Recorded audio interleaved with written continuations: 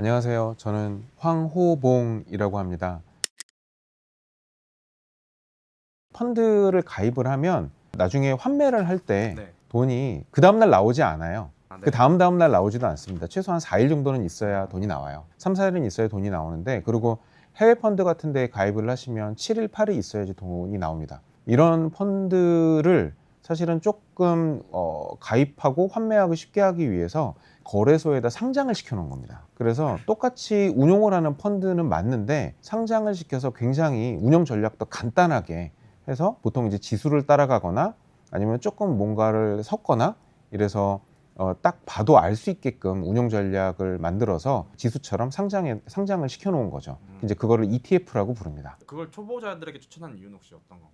심플합니다. 그리고 어떤 걸 투자하는지 매일매일 공시합니다. 사실 펀드라는 거는 조금 약간의 폐쇄성이 좀 있어요. 그러다 보니까 종목을 언제 바꿨는지 이런 것들이 한 달에 한 번 정도를 알 수 있는 정도고, 월 중에 조금 왔다 갔다 하는 것들에 대해서는 공시가 잘 안 됩니다. 근데 ETF는 그 룰에 맞춰서 운용을 해야 되고요. 그 룰에 맞춰서 운용을 하다 보니까 매일매일 매니저가 어떤 종목을 담았는지, 비중이 어떻게 바뀌었는지 이런 것들을 쉽게 알 수가 있기 때문에 초보자들이 따라가기가 쉽죠. 예를 들어서 S&P 500을 따라가고 싶다, ETF를 열어보면 S&P 500이 지수에 맞는 종목들이 이렇게 딱 일정하게 들어 있습니다. 근데 그거랑 조금 다른 ETF들도 있어요. 거기에 무슨 뭐 이제 빅테크 이제 이런 이름들이 들어가면 S&P 500 중에서도 아주 큰 테크 기업들만 모아놔서 투자를 해서 딱 누가 봐도 알 수 있게끔, 시장이 이 정도 움직였으면 내 거는 이만큼 더 올라가겠구나, 아니면 조금 더 떨어질 수 있겠구나, 이런 것들을 아주 쉽게 알 수 있게끔 만들어 놓은 게 ETF죠. 전문가들이 강조하는 게 S&P 500이잖아요. 혹시 그 이유가 있을까요? S&P 500은 아주 장기간 동안에 이제 흔히 얘기하는 모멘텀이라 그러는데, 우상향의 관성이 아주 짙게 배인 상품입니다. 그리고 지수고요.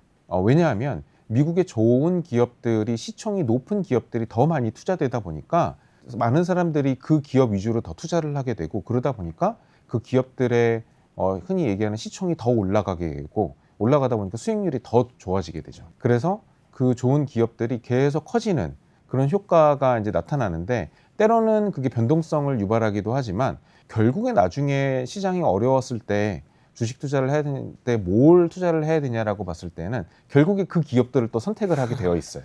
그러다 보니까 미국의 S&P 500이 그 지수가 굉장히 우상향하는 모습들을 우리가 아주 오랜 기간 목도해 왔죠.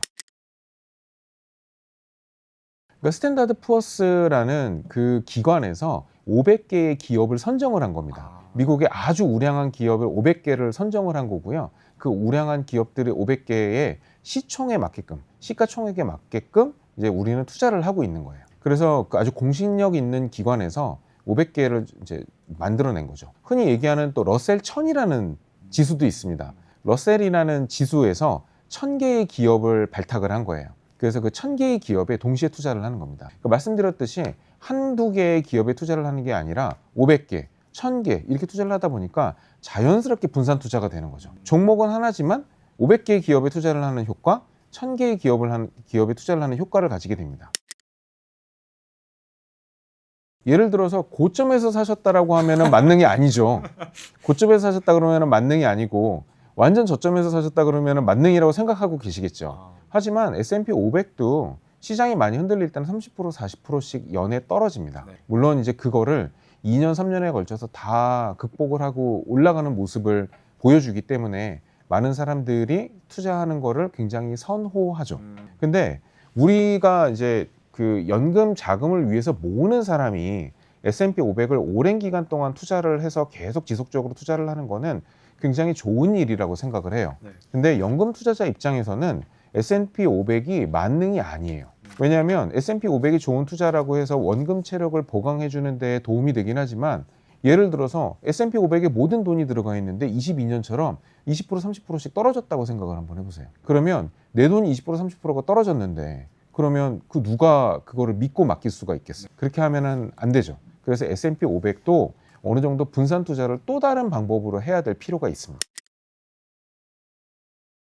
저는 그 부분을 그렇게 땡겨받아서 투자를 하시는 것보다는 일정 부분 받으신 거에서 저는 투자를 하시는 게 조금 더 맞다라고 생각을 해요. 아, 왜냐하면 아까도 말씀드렸듯이 현금 흐름을 죽이고 미래를 위해서 가는 거잖아요. 네. 그거는 은퇴자들이 할 수 있는 영역은 아니에요. 이미 그 시기는 지났습니다. 그 시기는 30대, 40대 때 해야 될 일이에요. 네. 30대, 40대 때 해서 원금을 키워야 되는 거지.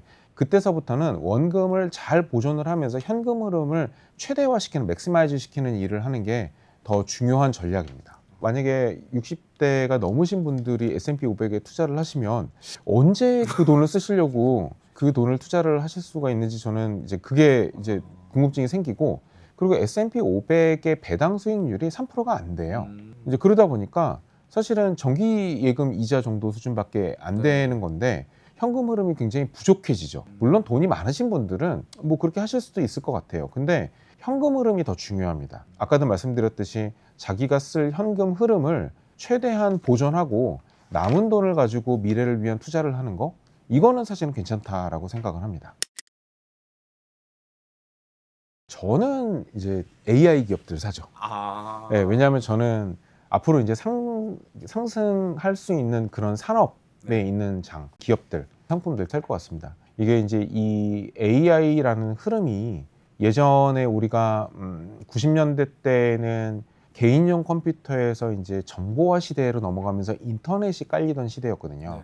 그래서 90년대 미국 시장을 돌아보면 94, 95, 96, 97, 98, 99년도, 2000년대 IT 버블이 터지기 전까지 거의 매년 20%에서 30%씩 미국 주식시장이 올랐어요. 그리고 성장도 굉장히 좋았습니다. 네. 왜냐하면 성장이 확실히 좋을 수 있었던 거는 성장이 갈 수 있는 확실한 뼈대가 있었기 때문이에요. 그때는 인터넷, 그 다음에 지금은 AI, 이렇게 놓고 보시면 될 것 같아요. 사실 지금의 시장도 그때 90년대랑 굉장히 유사해요. 그러니까 지금도 보면은 미국의 굉장히 많은 곳에서 데이터 센터를 짓고 있고, 그리고 여러 나라에서도 데이터 센터를 짓고 있어요. 왜냐하면 지금 여지껏은 우리가 인터넷에서 딱딱 찝어가지고 여기는 어디 있지, 이 정보는 어디 있지, 이렇게만 검색을 했다고 하면 지금은 이미 대부분 검색 자체가 추론의 영역입니다. 그러다 보니까 굉장히 많은 정보를 필요로 하고, 더 중요한 건 뭔지 아세요? 그 추론을 했던 거를 얘는 A 플러스 B는 C가 아니라 D네,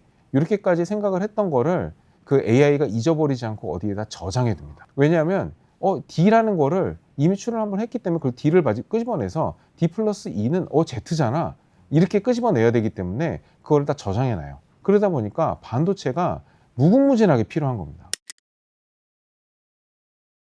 보는 관점에 따라 좀 다른 것 같아요. 왜냐하면 우리나라 시장은 절반 정도가 반도체와 반도체 장비로 이루어져 있습니다. 네. 근데 얼마 전에도 얘기했지만 일론 머스크가 지금 뭐 스페이스X랑 테슬라랑 합병을 해가지고 하려고 하는 게 테라팹이라는 반도체 공장을 짓는다고 하잖아요. 그 반도체 공장이 돈이 될 것 같아서 짓느냐? 그게 아니에요.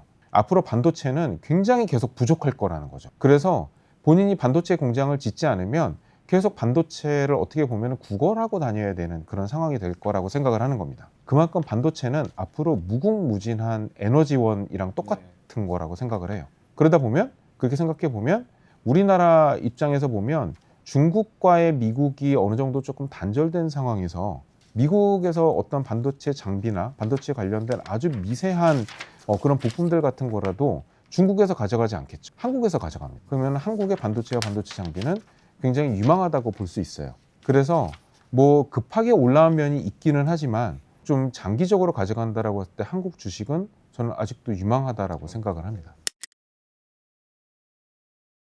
있죠. 그 지표가 있습니다. 이번에도 사실은 그 지표가 시장이 좀 떨어질 때 굉장히 톡톡한 역할을 했어요. 제가 보는 거는 미국의 국채라고 하면은 완전 무위험 자산이잖아요. 정말 위험이 하나도 없는 자산이고, 미국의 이제 회사채, 그 중에서도 투기 등급 회사채, 그러니까 어떻게 보면은 투자 등급이 아니고 투기 등급이라는 조금 위험한 회사들이죠. 네. 그 회사들에서 발행한 채권들이 금리가 있어요. 네. 그러니까 국채 금리는 예금 금리랑 비슷할 거고, 네. 그리고 회사채 금리는 그거보다는 조금 더 높다라고 하면은 그거보다 얼만큼 위험한지를 반영한 게 이제 그 금리가 되겠죠. 그거를 이제 우리가 보통 이제 회사채 스프레드, 하이힐드 스프레드라고 이제 부릅니다. 그 스프레드가 급격하게 상승을 하거나 이전의 고점을 넘어가는 경우, 그런 경우에는 조금 준비를 해야 될 때예요. 왜냐하면 그만큼 그 회사 채권들의 가격이 떨어졌거나 아니면 발행하는 회사 채권들의 금리가 좀 더 높게 불러야 사람들이 산다는 얘기잖아요. 네. 그러면 시장이 조금 위험해졌다. 부도율이 좀 올라가고 있다. 이렇게 받아들일 수 있습니다. 그래서 그 금리가 좀 벌어질 때 그때는 좀 조심을 해야 되는데 이번에도 2월 중순에 그런 모멘텀이 한번 있었어요. 그러다 보니까 2월 중순서부터 이거 시장이 조금 위험해질 것 같은데 라고 마음의 준비를 한 사람이면 두 가지 선택을 할 수가 있겠죠. 주식을 좀 팔아서 준비를 하고 있거나 아니면 좋은 주식으로 몰아놨다가 몰아놓고 조금 일부 주식을 빼서 채권으로 받거나 현금으로 가지고 있다가 계속 주식이 내려가면 내려갈수록 조금씩 계속 사는 거예요. 그러면 결국에 나중에 뭐 3개월 뒤, 뭐 6개월 뒤에 시장이 정상화가 되어 있을 때 뭐 아주 좋은 주식이 내가 원래 100주 가지고 있었다라 그러면 이런 위기를 겪고 나면 한 120주 이렇게 가지고 있게 되는 거죠. 그러면 이런 위기를 통해서 자산이 불어나는 효과가 됩니다. 무조건 기회죠. 사실은 전에 준비했으면 굉장히 좋지만 아무것도 준비가 안 돼 있다라면 가만히 있는 게 최고입니다. 그러니까 이럴 때는 뭘 하면 굉장히 좀 위험해요. 그래서 이럴 때는 사실은 최대한 가만히 계시는 게 좋고 아니면 만약에 혹시 뭐 자산 배분이 잘 돼 있어서 뭐 현금이나 채권 같은 거를 조금 가지고 계시다라고 아마 말씀드렸듯이 뭐 지수가 5% 이상 빠지고 한 7% 이상 빠진 상황이고 뭐 10% 이상 정도까지 빠진다라고 하면 저는 조금 매수를 해도 괜찮지 않을까라는 생각을 합니다. 왜냐하면 기본적인 펀더멘탈이죠. 그러니까 미국의 경제 체력이 굉장히 뭐 좋은데 뭐 갑자기 실업률이 오르거나 아니면 소비가 갑자기 뚝뚝 떨어지거나 이제 이런 거를 우리는 경기 침체라고 부르는데 경기 침체의 그런 시그널이 나타나지 않고 이렇게 조정을 받게 되는 상황에서는 충분히 주식을 모아가는 수량을 늘려가는 그런 상황이 되죠. 자, 예를 들어서 연금 투자자들을 기준으로 한번 생각을 한번 해볼게요. 연금 투자자들한테는 배당도 중요하고 현금 흐름도 중요하니까 배당이 중요하죠. 그래서 뭐 예를 들어서 S&P 500 말고 S&P 500 내에서도 배당이 높은 주식들, 그러니까 뭐 에너지 주식들 같은 경우 위주를 해가지고 뭐 한 20-30%를 전체 포트폴리오에 짜 놓았고 그 다음에 금리가 뭐 한 6%, 7% 정도 되는 채권들을 이제 좀 많이 가지고 있고 그 다음에 우리가 좋아하는 이제 S&P 500 지수나 아니면은 흔히 좋아하는 뭐 엔비디아나 구글이나 이런 주식으로 나머지 한 20% 정도를 가지고 있었다라고 이제 한번 가정을 한번 해볼게요. 이제 그런 가정을 하는 과정에서 만약에 이런 상황을 맞았다라고 하면 사실은 이렇게 주가가 떨어지고 약간 흔들릴 때 배당주는 하방 경직성이 굉장히 높습니다. 왜냐하면 올해 아까 제가 에너지주 말씀드렸잖아요.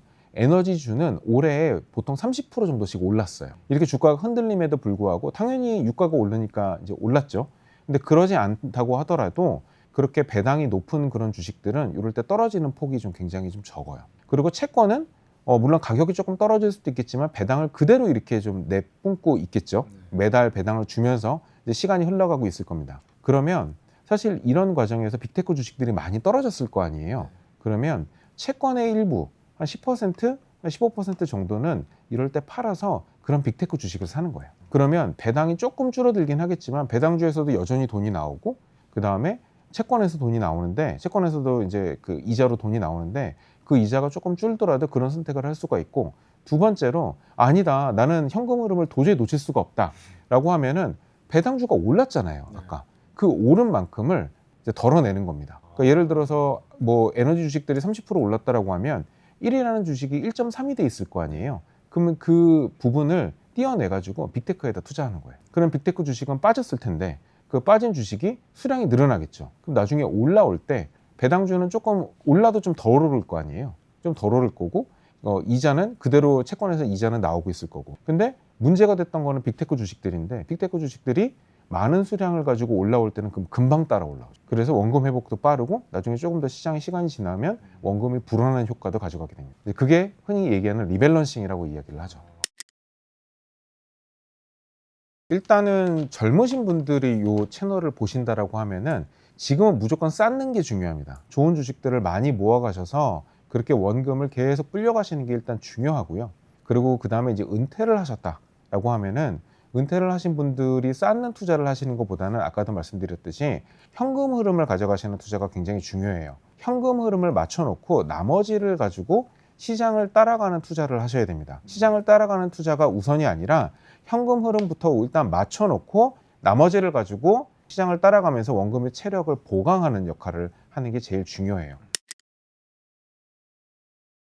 저는 미래 생활자금, 네. 그다음 유지 생활자금, 필수 생활자금 요거를 나누라고 말씀을 드려요. 그래서 유지 생활자금을 가지고 그리고 일부 필수 생활자금을 가지고 쓸 수 있는 금액을 맞출 수 있어야 돼요. 그러니까 유지 생활자금에서 나오는 배당, 그다음에 필수 생활자금에서 조금 뺐을 수 있는 자금을 가지고 그 두 개를 가지고 내가 월 생활을 맞출 수 있어야 되고, 이제 미래 생활자금에 포함되어 있는 돈은 S&P 500 같은 데 투자를 해서 이제 나중에 유지 생활자금이 조금 빠지거나 필수 생활 자금이 좀 부족할 때는 거기서 이제 갖다가 보충을 할 수 있어야 되죠. 이렇게 구성을 하시는 게 좋습니다. 일단 1번은 일확천금은 없어요. 급하시면 절대 안 돼요. 그리고 공부 없이는 안 돼요. 그래서 무조건 공부를 계속 하셔야 돼요. 그래서 이거를 이제 저희들끼리 용어로는 이제 시장을 본다라고 이야기를 하는데, 네. 시장을 보셔야 돼요. 머리가 아파도 시장을 보셔야 됩니다. 세계 방방곡곡에서 무슨 일이 일어나는지 보셔야 되고, 우리나라 기업들이 어떻게 지금 운영이 되고 있는지도 보셔야 돼요. 두 번째로는 긍정적으로 보셔야 돼요. 아까도 말씀 주셨지만 도박 같은 거 안 해 라고 말씀을 하시잖아요. 부정적으로 보시는 거예요. 근데 사실 돈은 긍정적인 사람이 법니다. 그러니까 부정적인 사람은 보통 돈을 버는 게 고장난 시계도 하루에 2번은 맞는다고 이야기를 하잖아요. 위아래를 다 맞출 수는 없어요. 하지만 올라가는 경우가 내려가는 경우보다는 훨씬 더 많습니다. 요거는 사실 우리나라의 미래, 여지껏의 미국 시장, 주식시장을 두고 하는 얘기예요. 네네네네. 우리나라의 지금까지의 시장을 두고서는 긍정적으로 본다 이런 생각을 가지라고 제가 말씀드리는 건 아니에요.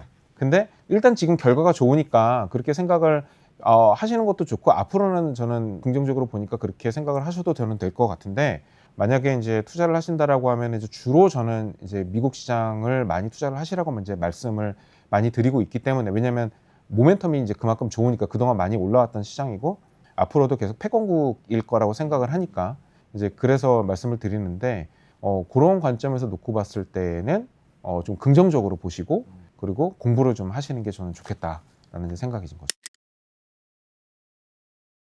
자산의 일부를 투자를 하시면서 공부를 하시는 게 좋아요. 제 책에도 이제 사례가 하나가 나오는데, 은퇴하고 나서부터 이제 시장에 들어가신 분의 이제 사례예요. 자금을 처음에 크게 하진 않았어요. 크게 하진 않고 굉장히 적은 자금서부터 시장에다가 자금을 태우는 거를 시작을 했습니다. 그래서 사실은 우리가 S&P 500은 이건 뭐야? 그 다음에 비슷한 지수로 나스닥도 있어. 그 다음에 다우존스 산업지수도 있어. 이제 이렇게 지수도 있고, 중소형주 지수 러셀 2000도 있네. 이러면서 이제 공부를 해서 뭐 종목들도 외우고, 이거는 이거야. 시총은 얼마고, 어떻게 투자하면 되고, 이런 상품들은 뭐뭐 있어. 그거 안다고 해서 투자할 수 있는 거 아니에요. 그래서 일단은 투자를 조금 하시면서 중간중간에 지켜보시면서 공부를 해가시면 훨씬 더 빠르다고 저는 생각을 합니다. 왜냐하면 지금은 공부하고 투자할 시간이 없어요. 은퇴를 만약에 이제 하시거나 은퇴를 목전에 두신 분들은 일단 적은 돈이라고 하더라도 예금에 들어있는 거 IRP에서 빼서 DB에서 빼서 DC로 옮기고, IRP 내에서도 뭐 채권으로 다 구성되어 있는 거 빼가지고 일단 일부는 투자를 하시는 작업이 일단은 저는 중요하다고 생각을 합니다. 그리고 국내 시장에 투자를 뭐 도박 같아서 못 하겠다라고 하는 분이 계시면 삼성전자랑 하이닉스가 한 40%이 정도 되는데, 삼성전자 하이닉스는 전 세계에서, 삼성전자는 오늘부로 이제 앞으로 전 세계에서 돈을 가장 잘 버는 기업들 반열에 명실상부하게 올라섰고요. 하이닉스도 그에 준하는 기업입니다. 이 두 개의 기업을 못 믿으시면 사실 투자 자체를 하시면 안 되고 그냥 은행에서 그냥 정기예금만 계속 하시는 게 맞아요. 그래서 만약에 투자라는 말씀을 하고 싶으시면 이 두 개의 기업은 충분히 믿으셔도 된다라는 그런 말씀을 저는 좀 드리고 싶습니다. 사실은 환율 예측은 굉장히 정말 선수들 중에서도 선수들의 영역이에요. 그래서 저도 말씀드리는 게 굉장히 조심스럽기는 한데, 뭐 제가 달러에 관련된 책을 쓴 23년도에 달러가 이만큼 우리가 원화가 절하가 될 거라고 생각을 한 건 아니에요. 저도 코리아 화이팅을 외치는 사람 중에 한 명인데, 워낙 그만 다른 얘기는 우리나라 체력이 약해졌다라고 얘기를 할 수도 있어요. 네. 근데 사실 그건 아니거든요. 네. 왜냐면은 지금 수출이 사상 최대를 기록을 하면서, 삼성전자 오늘 아침에 실적이 나왔지만은 정말 말도 못하는 정말 원더풀한 실적을 냈음에도 불구하고 환율이 1,500원 위에서 놀고 있는 거는, 요거는 우리나라의 금리랑 일단 미국의 금리 차이가 일단은 좀 크다라는 부분이 일단 1번이고, 두 번째로는 원화가 조금 많이 풀려 있고 달러에 대한 수요가 좀 높다. 이 부분도 굉장히 좀 크게 작용합니다. 미국에 아주 굉장히 좀 무서운 대통령이 등장하면서 전 세계를 돌아다니면서 지금 내놔 이제 이러고 있는 상황이잖아요. 근데 이제 거기서 우리도 줘야 되기 때문에 기업들 같은 경우도 옛날에는 수출해서 받은 수출 대금을 원화로 환전을 했어요. 근데 지금은 원화로 환전을 못 하죠. 이제 왜냐면 뜯겨야 되는 상황이니까 거기 가서 공장을 지어야 되는 상황이고, 그러다 보니까 사실 원화 환전을 못 하는 케이스들, 이런 경우들이 좀 많아지다 보니까, 그래서 이제 원화가 절하가 이제 됐는데, 만약에 여기서 이제 원화가 다시 원래대로 돌아가서 절상이 돼서 원화의 가치가 좋아져서 내려간다고 하더라도 지금 1,400원대 중반 요 정도가 사실은 합리적인 예측일 것 같습니다. 그 노후뿐만 아니라 사실은 모든 사람들이 달러 투자를 많이 해야 돼요. 왜냐하면 기름값이 올랐잖아요. 네. 근데 내 재산에 내가 가지고 있는 주식의 절반이 달러를 가지고 있고 미국 투자를 하고 있으면 그 기름값이 오른 거에 영향을 많이 받을까요? 왜냐하면 이미 나는 달러 자산이 그만큼 많이 가치가 올랐는데, 그러면 그 달러를 가지고 쓰는 것도, 아니 그럼 달러 통장에서 조금 빼서 주식 조금 팔아가지고 쓰면 괜찮지 않을까요? 그래서 사실은 본인이 생각할 때 우리의 자산이 어느 정도 달러에 노출이 돼 있느냐라는 거를 한번 고민을 해봐야 됩니다. 그러니까 저는 좀 과감하게 말씀드리면은 한 최소한 40에서 50% 정도는 노출이 돼 있다라고 봐요. 누구나. 그래서 그만큼 노출이 돼 있다라고 하면 기본적으로 달러 자산을 그만큼 가지고 있어야 되는 거고, 실질적으로 생각을 하면 그만큼 달러 자산에 대한 투자를 좀 하고 있어야 돼요. 근데 우리가 해외 계좌를 터서 무조건 미국 주식을 사는 게 방법은 다가 아니에요. 국내에 상장되어 있는 해외 투자 ETF들도 많이 있습니다. 그러다 보니까 충분히 원화를 활용해서 달러 투자를 할 수 있는 방법들도 많이 있으니까 그 방법을 생각을 해보시는 것도 굉장히 저는 합리적인 방법이라고 생각합니다. 너무 걱정하지 않으셔도 될 것 같아요. 여지껏 열심히 살아오신 만큼 그 살아오신 결과가 집에 있든 돈에 있든 아니면 자기가 가지고 있는 기술에 있든 어딘가에 있습니다. 그걸 찾아내서 지금 그거를 앞으로 현금화 시키면 되는 거예요. 그래서 만약에 기술이 많으신 분들은 그 기술을 가지고 계속 직장을 더 옮기시거나 아니면 독립을 하셔서 뭔가 일을 하실 수도 있겠죠. 근데 그게 아니라 나도 모르는 어딘가에 좀 숨겨져 있는 경우는 한 자리에 그 내가 가진 것들을 좀 다 펼쳐놔 보면서 그걸 가지고 내가 한번 금융으로 바꿔보면 어떨까라는 생각을 한 번쯤은 해보셨으면 좋겠습니다.